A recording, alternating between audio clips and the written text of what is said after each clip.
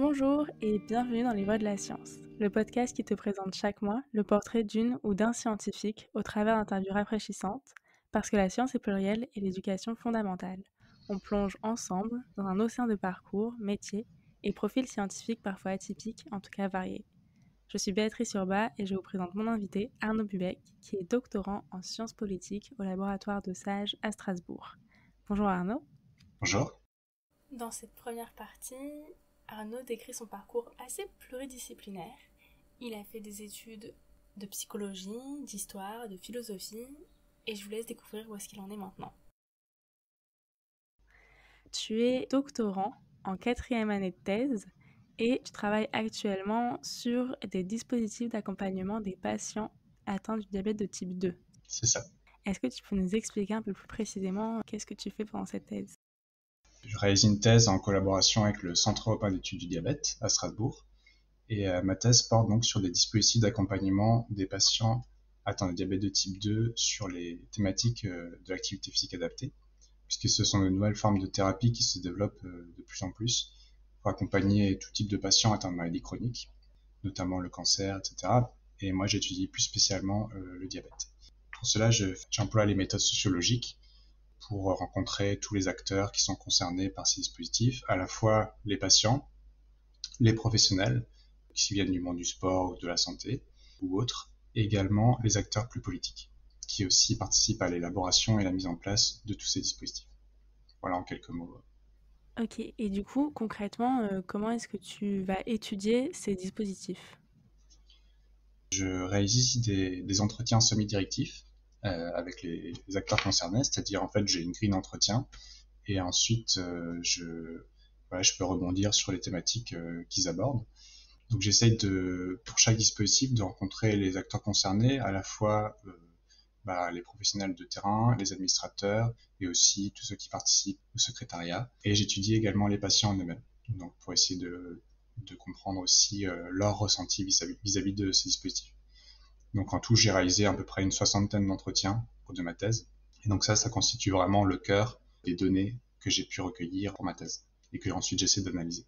Et du coup, à terme, l'objectif de cette thèse, ce serait de donner des conseils sur comment mieux prendre en charge les personnes atteintes de diabète de type 2 ou pour améliorer ces dispositifs ? Alors, pas forcément. Là, on est déjà dans une démarche qui est plus de recherche-action, qui est pas forcément la mienne, que j'aurais peut-être voulu avoir au départ, puisque moi j'ai à cœur quand même de faire une recherche qui a des effets concrets, qui soit pas juste éthérée, on va dire, d'une vue d'en haut, qui analyse juste les choses. Mais dans la pratique, c'est quand même assez compliqué de faire ça. Donc, mon ambition déjà, elle est descriptive avant tout. C'est-à-dire en fait d'essayer de décrire ce qui se passe dans une situation donnée, dans le sens où on a toute une série d'acteurs qui sont impliqués dans ces dispositifs, mais aucun n'a une vision d'ensemble. Même les acteurs politiques, finalement, qui ont quand même une vision assez globale des choses, sont eux-mêmes pris dans l'action et ont du mal à voir les tenants et les aboutissants de tout ce qui se passe. Moi, j'essaye d'avoir un regard un petit peu objectif sur toute cette situation, même si l'objectivité en sciences humaines sociales, c'est pas forcément évident de l'avoir. Mais voilà, j'essaie déjà de comprendre ce qui se passe, de décrire ce qui se passe. C'est déjà énorme de pouvoir décrire une situation comme ça qui implique en fait toute une série d'acteurs et qui implique les patients en eux-mêmes, les professionnels de santé et les politiques. Ils les voient passer, mais finalement, ils n'ont pas forcément cette profondeur, cette réflexion de savoir quelle est eux leur appréhension des dispositifs. Donc moi, je vais pouvoir les rencontrer, faire des entretiens approfondis pour comprendre vraiment ce que eux vivent, comment ils vivent les choses, qu'est-ce qu'ils aimeraient dans leur rapport à leur propre corps, à leur vie personnelle aussi, puisque dans l'approche sociologique, on s'intéresse vraiment à comment vivent les gens, notamment dans l'approche de tout ce qui est vulnérabilité, maladie chronique. Quel est le quotidien vraiment de ces personnes, qui sont souvent des personnes précaires. Donc on va essayer de comprendre vraiment un peu leur galère quotidienne en fait, avec leur boulot, leurs aspirations par rapport à leurs enfants. Par exemple, souvent les patients atteints de maladies chroniques, on se demande pourquoi est-ce qu'ils prennent pas bien soin d'eux, etc. Et quand on fait des entretiens plus approfondis, on se rend compte que ils ont tout un tas de problématiques quotidiennes qui monopolisent vraiment toute leur attention. Et la santé passe souvent au second plan, voire au troisième si on prend le travail et les enfants qui sont en général les priorités. Donc ces entretiens sociologiques, déjà, ils permettent de mieux comprendre une situation. Et dans le cas du sport santé, la problématique un peu générale, c'est comment faire que les patients s'inscrivent de manière pérenne dans une activité physique régulière. Et ça, c'est une question vraiment très compliquée. Il y a beaucoup de monde qui aimerait bien savoir comment on fait, parce que c'est un gros enjeu de société. J'essaie d'apporter un éclairage à ça.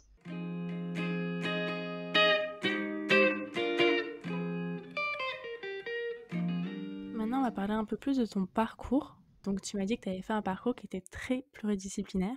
Mon parcours, il commence déjà au lycée, où j'étais un élève plutôt moyen, on va dire, voire même en échec scolaire. J'ai redoublé ma première S. Ensuite, j'ai commencé à faire des études de soins infirmiers, qui ne m'ont pas du tout plu. Et je me suis orienté vers la faculté de psychologie, juste par curiosité, par intérêt. C'était assez enrichissant, assez intéressant. Et j'ai fait toute ma licence finalement de psychologie à Strasbourg.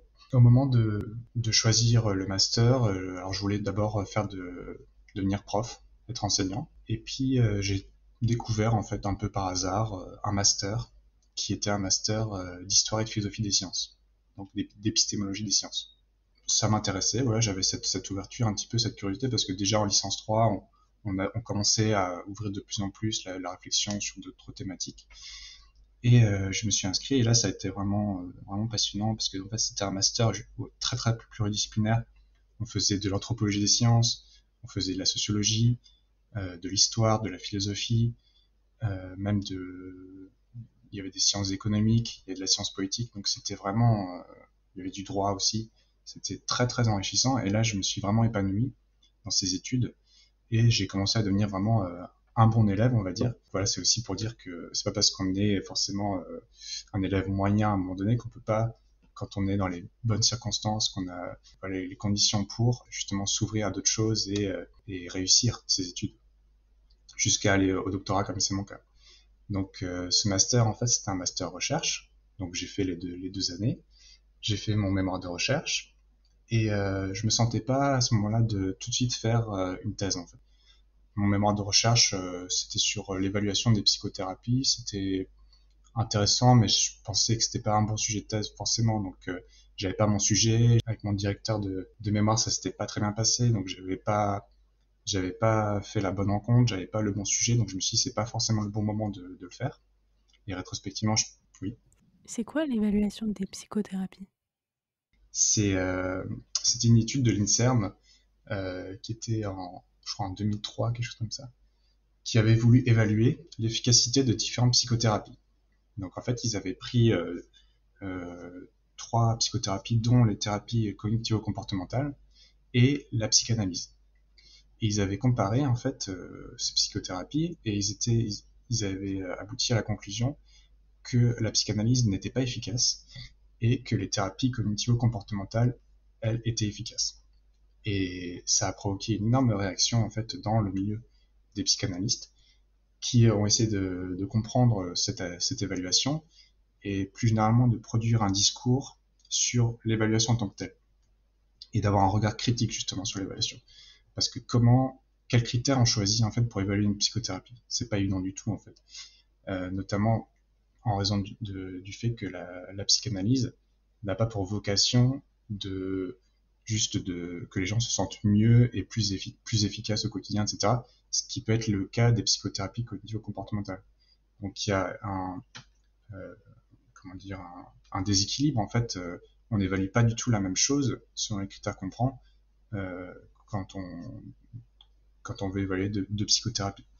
Donc j'ai essayé d'étudier ce cas, cette situation, cette controverse en fait scientifique, qui a amené à tout un mouvement plus global sur une réflexion sur l'évaluation, qui me sert encore aujourd'hui, parce que maintenant j'étudie aussi l'évaluation sous un autre angle, notamment l'évaluation donc des dispositifs d'accompagnement sur l'espace santé. Là aussi, quels critères on prend, comment ces critères d'évaluation sont mobilisés pour mettre en avant un dispositif, pour ensuite engranger des fonds, etc. Ce sont des stratégies aussi d'adaptation par rapport à ce que les acteurs politiques veulent aujourd'hui, c'est-à-dire ils veulent des données chiffrées, des données objectivables, Et par exemple, les données qui concernent justement tout ce qui est le bien-être, tout ce qui est l'inclusion sociale, etc., peuvent passer parfois au second plan, notamment par rapport à des critères plus biomédicaux qui sont peut-être plus faciles à recueillir.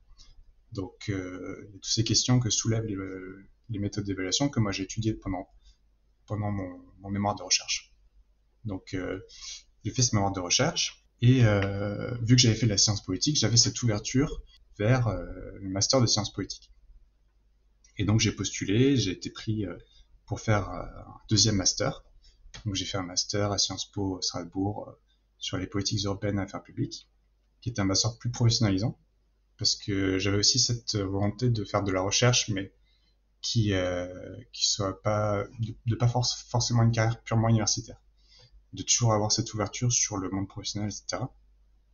Et ça m'a donné l'occasion de faire un stage au Conseil de l'Europe à Strasbourg, puis d'avoir une expérience professionnelle à l'ONU, une courte expérience, mais vraiment très enrichissante, à Genève. Donc ça, c'était très enrichissant aussi parce que ça m'a permis d'être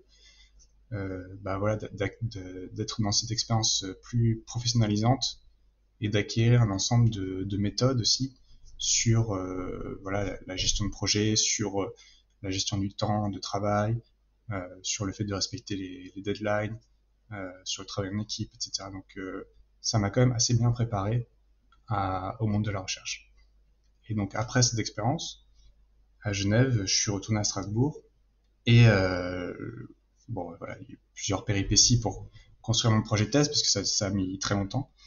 Mais finalement, j'ai trouvé la bonne personne euh, et j'ai commencé par faire une première mission de recherche qui concernait en fait une analyse sur les personnes qui souffrent de troubles de l'addiction et de troubles psychiatriques en fait. Donc des profils assez lourds, assez complexes. Et j'ai fait ça en collaboration avec un centre de soins donc, dédié à ces personnes. C'était une recherche très très intense, puisque là aussi j'ai fait des entretiens semi-directifs avec les professionnels et avec les patients. Ça m'a vraiment donné envie de poursuivre dans la recherche avec cette méthode sociologique.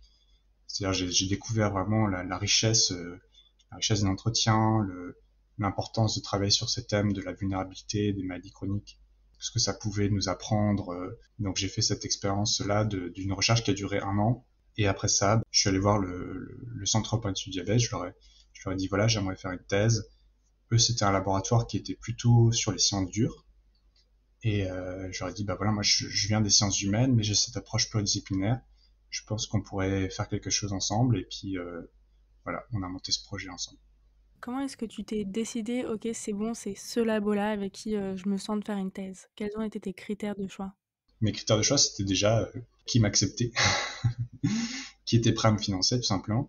Le Centre européen d'études du diabète, c'est un centre un peu atypique. C'est pas un centre de recherche classique. En fait. C'est un centre en fait qui fait aussi beaucoup dans l'innovation, qui a plusieurs startups, qui est en fait une association à la base. Donc je pense qu'ils avaient aussi cette flexibilité pour faire de la place à ce projet qui était finalement très original, parce que la pluridisciplinarité, c'est quelque chose dont tout le monde parle, qui est assez mis en avant aujourd'hui, mais concrètement, quand il s'agit de mettre en place des projets, de trouver des financements, etc., c'est beaucoup plus difficile.